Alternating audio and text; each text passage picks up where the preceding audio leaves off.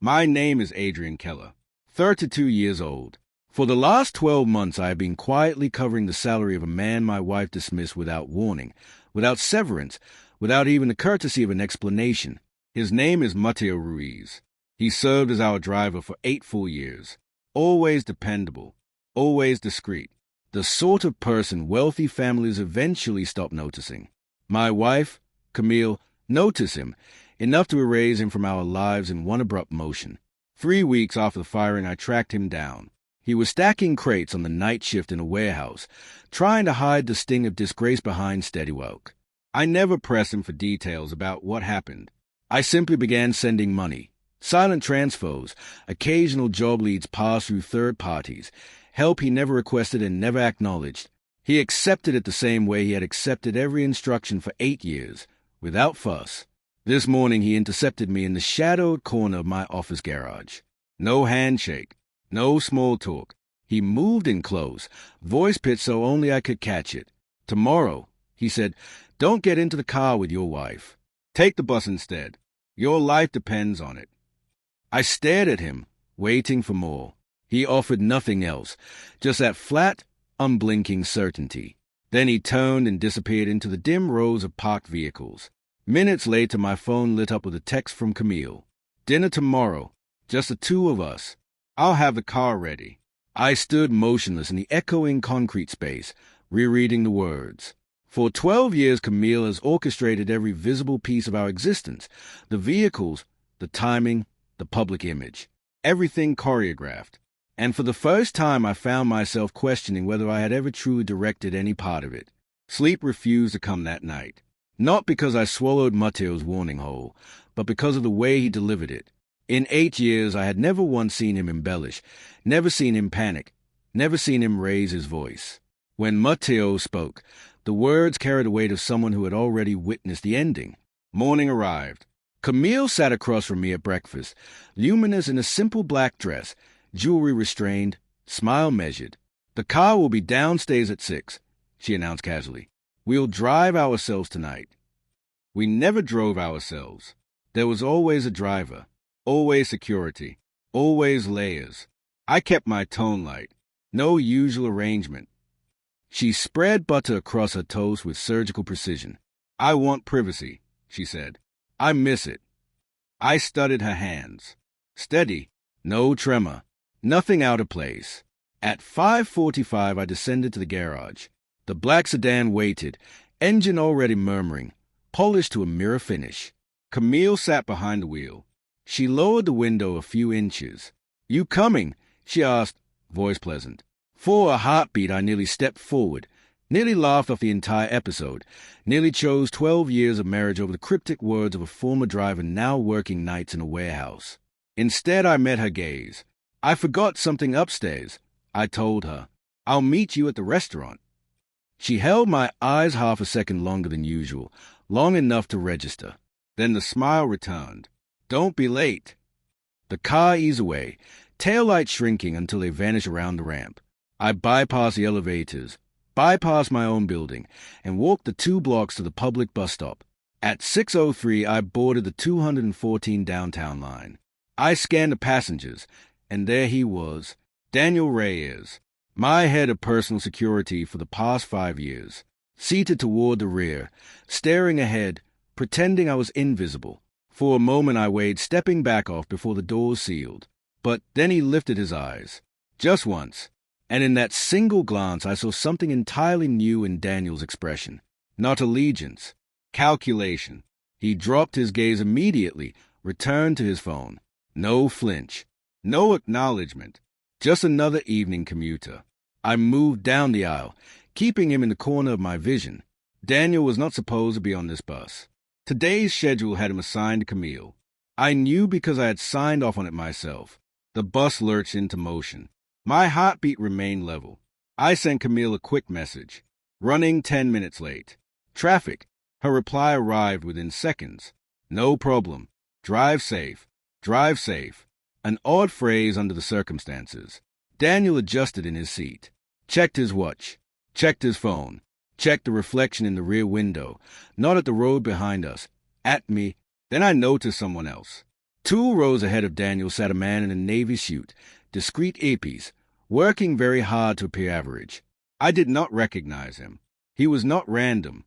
The bus halted at 8th Street. Navy suit rose. Daniel rose. Neither glanced in my direction. They exited together. The doors hissed shut. The bus rolled on. My phone vibrated. A news push notification. Luxury sedan involved in multi-vehicle collision. Driver in critical condition. Passenger status unknown. Time, 6:17 p.m. Location, precise to the intersection Camille's route would have crossed. I stared at the screen, then lifted my eyes. The seat next to me was occupied. Matteo sat there, calm, composed, though he had not been on the bus when I boarded. I did not startle. Camille had drilled one lesson into me over many years. Never show your reaction first. You weren't supposed to see Daniel, Matteo murmured, gaze fixed forward. I did, I answered evenly. And the man in the navy suit. A small nod. The accident was not random, he said. I gathered that. The bus passed beneath strings of streetlights. Distant sirens wove into the city soundscape. Was I the target? I asked. No. That single word struck harder than any affirmation could have. Matteo shifted slightly toward me. You were the variable. Silence settled between us. Camille suspected you might refuse a car, he went on. Daniel was contingency. The crash wasn't intended to kill you. Then what? To manufacture a story. My thoughts raced. High-profile couple. Young. Upcoming major merger. Public sympathy would be immediate. Temporary executive control. Media advantage. Narrative leverage. Who was driving? I asked. Matteo's jaw clenched. Not Camille. My stomach twisted. She exited the vehicle 2 blocks before the intersection. The bus decelerated for another stop. Emergency lights now flickered in the distance. Smoke drifted upward. That car, Matteo said softly, was meant to crash. Another buzz. Unknown caller. I answered. A calm female voice. Adrian, where are you? Camille, I said, throat tight. On my way. A pause. You weren't on the bus, she stated. Flat, factual. The call ended. Matteo stood as the next stop approached. You need to see something. Now. I realized then that the bus had never been merely a warning. It was part of the design. We stepped off. We walked in silence until we reached a narrow alley 2 blocks from the crash site, sandwiched between a shuttered cafe and a pharmacy pulling down its grate for the night. Sirens howled past. Smoke lingered. That wasn't Camille driving, Matteo repeated. Then who? He drew out his phone. Security camera footage. Timestamp 5:58 p.m. underground garage. Camille climbing out of the driver's seat. Daniel sliding in behind the wheel. She staged it, I said. No, Matteo corrected. She escalated it. The distinction felt crushing. Escalated what? He hesitated, then played another clip. Earlier date. 3 weeks prior. Daniel conversing with the same navy suit man from the bus. They were not whispering. They were laughing. This wasn't her plan, Matteo said quietly. Then whose? He looked at me as though the answer was already written across my face. You're 32, Adrian. Fastest liquidity event in the sector this year. Control shift approaching. You believe everyone welcomes that. The crash had never been about generating sympathy votes. It was about engineering instability. Had I been inside, even uninjured, markets would convulse. Emergency governance provisions would activate. Uncertainty would hand leverage to anyone positioned to seize it. Had I died, the path would have been even smoother. My phone buzzed again. Breaking news banner. Young tech executive involved in crash. Rumored critical. My name climbing trending lists. Camille had not tried to murder me. She had tried to steer the storyline. Someone else had decided a storyline was insufficient. Matteo glanced toward the rising smoke. This wasn't her move. The realization locked into place. If the escalation did not originate with her, then Daniel had not served as backup. He had served as a final actor. And he had never anticipated I would board that bus, which meant one critical miscalculation. He believed I was already dead. For the next 7 minutes, I existed in a strange limbo. Newsrooms looped grainy footage. My name scrolled relentlessly. Unconfirmed. Sources close to the family. Critical condition. Daniel had carried out his plan with precision, except for the single fatal oversight. He assumed I had been in the passenger seat. Matteo's phone vibrated. He glanced at the screen. Board emergency session in 20 minutes. Camille is chairing. Of course she was. If I were confirmed incapacitated or deceased, interim authority would transfer. Not forever, just long enough to rewrite voting alignments. Clarity arrived, cold and complete. Get me somewhere secure, I told him. Matteo moved without question. We slipped away, not fleeing, not crouching, just vanishing with practiced efficiency.